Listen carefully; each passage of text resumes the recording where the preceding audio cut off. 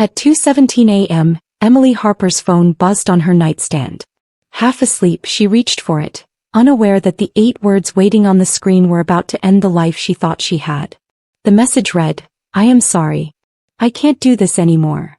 The silence that followed those words felt heavier than the years of tension she had been swallowing. For Emily, a lawyer, mother of 2 and wife of her high school sweetheart, the text wasn't just the end of a marriage. It was the realization that she had become the villain in someone else's story. Yet what she didn't know was that this was not the ending. It was the beginning of truth, revelation, and the unraveling of secrets buried deep beneath the surface. To understand the collapse of her life, one must go back 3 years earlier when everything still appeared perfect.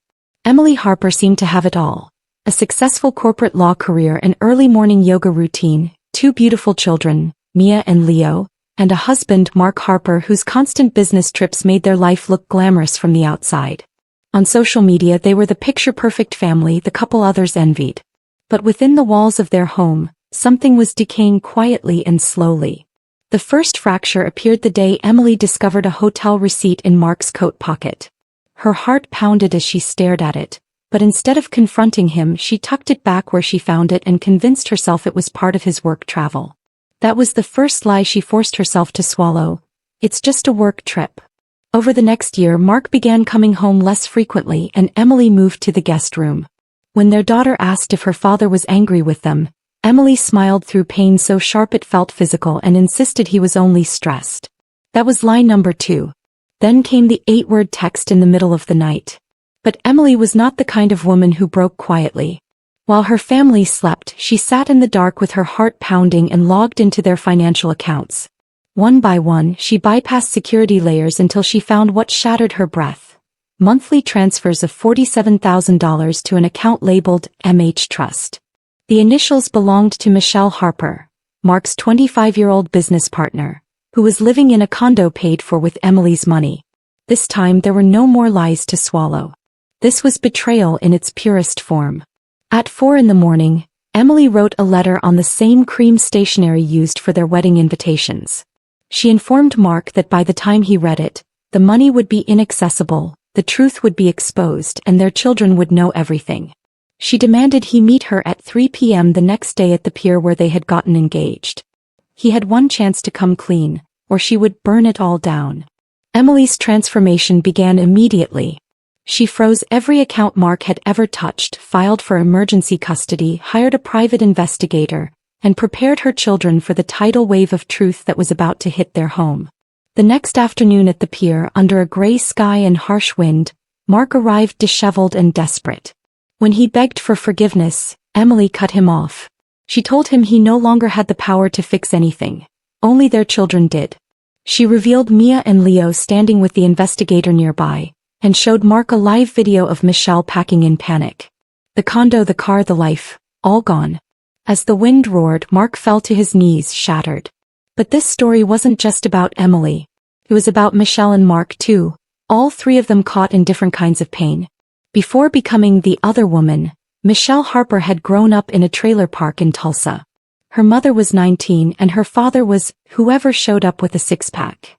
She spent her childhood waiting on cold steps for a parent who rarely returned before dawn. By 8 years old, she had learned that no one was coming to save her. At 15, she learned the power of being seen and the consequences that came with it. After graduating with scholarships and side job money, she waitressed and danced at a club before meeting Mark Harper, the older, polished man who made her feel valued for the first time in her life. Mark offered her stability, promises, and comfort. But underneath the surface, she was still the abandoned girl waiting on the steps. When Emily shut down the accounts, Michelle's world collapsed instantly. Everything she owned, every luxury she had, was in Emily's name. She packed a small suitcase, left the keys behind, and walked away from the illusion Mark had created. 6 months later, she was back in Tulsa, bartending, taking classes, and rebuilding her life without anyone's help, free for the first time. Mark's story began much earlier than his affair. He grew up with a drunk father and a perfectionist mother. Love in his childhood home was conditional. He vowed at 10 years old never to make a woman cry, but unhealed boys grow into men who break their own promises. He married Emily with sincere intentions, but the emptiness inside him, born from the trauma he never healed, drowned out his commitments. Michelle wasn't the cause of the affair. She was the symptom of a man who never learned how to stay because he never saw a man stay. After everything collapsed, Emily regained her strength. She founded an organization supporting single mothers, stopped living in survival mode and began truly living again. Michelle rebuilt her entire life from scratch, paying for her own future with her own hands. Mark moved into a studio apartment, started therapy and wrote letters he would never send, always beginning with the same admission: "I'm sorry. I was running from a ghost and I ran right through you." Ultimately, this was not just a story about the end of a marriage.